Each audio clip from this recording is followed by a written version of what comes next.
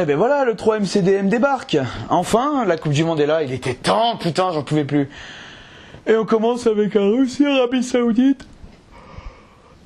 C'était vraiment pas terrible, mais bon, on va quand même en parler, hein. On va essayer de tenir 3 minutes, surtout ça peut être évident. Allez, c'est parti.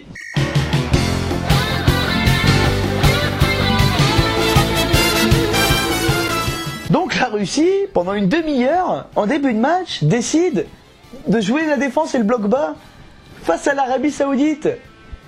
Bordel! Vous avez vraiment aucun fond de jeu. Mais vraiment aucun. C'est l'Arabie Saoudite, vous êtes à domicile, ils ont 65% du ballon, de possession de balle en début de match. Et il n'y a pas de problème.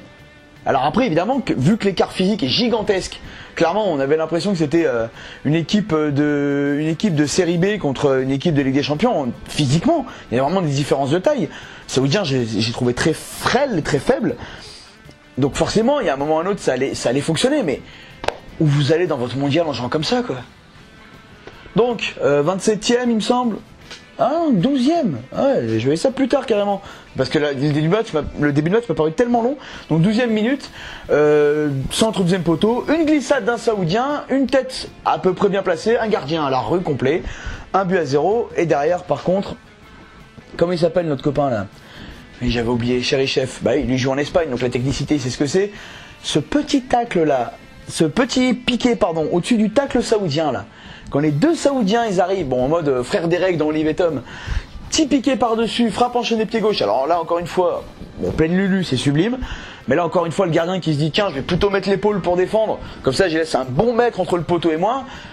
C'est pas possible quoi, il leur donne le match, il y a un moment faut arrêter de déconner quoi. Au deuxième mi-temps, rebelote, les Saoudiens continuent à essayer de construire, ça ne fonctionne pas parce qu'au milieu de terrain il n'y a aucune créativité et dans les duels ils se font fracasser. Golovin, j'avais l'impression de voir la joueuse de tennis parce qu'elle a récupéré tous les ballons. Par contre, pour mettre une belle passe claire et un beau passing shot, il n'y a plus personne. Hein.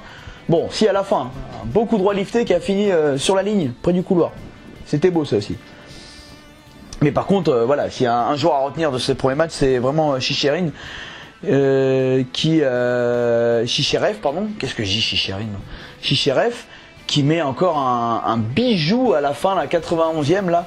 Vraiment ce petit externe pied gauche là, ça par contre celui-là il va rester dans le top but je pense de la Coupe du Monde.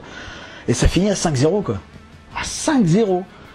C'est sûr que c'est improbable comme score. Par contre la Russie, alors les Saoudiens, je leur souhaite de pas autant ouvrir le jeu parce qu'ils ont cru sentir qu'ils pouvaient le gagner ce match parce que les Russes étaient faibles donc ils ont ouvert le jeu. Mais s'ils ouvrent le jeu comme ça face à l'Égypte et face à l'Uruguay, ils vont devant de graves déconvenus. Hein. Faut qu'ils musclent leur jeu.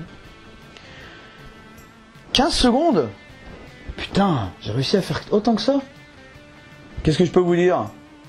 Bah vivement demain, il y aura 3 matchs, et vivement dimanche, et vivement samedi, pardon, l'équipe de France. N'oubliez pas, c'est à midi les copains.